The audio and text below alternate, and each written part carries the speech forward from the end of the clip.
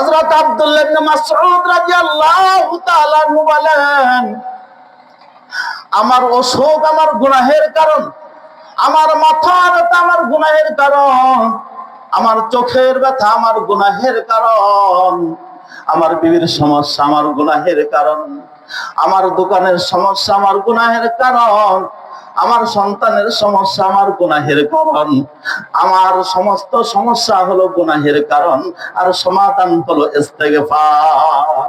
সুবহানাল্লাহ।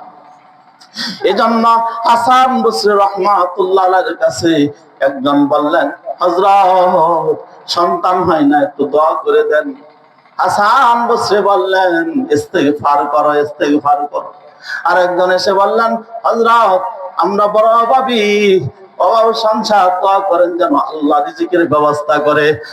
হাসান বসরি বললেন, ইস্তিগফার করো। আরেকজন এসে বললেন, হযরত আমাদের দেশে খরা চলতেছে, বৃষ্টি হয় না। তখন বললেন, তুমি ইস্তিগফার করো।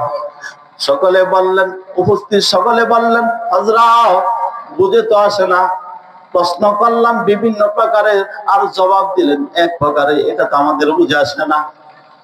হাসান বসরি বলেন, হযরত নূহ আলাইহিস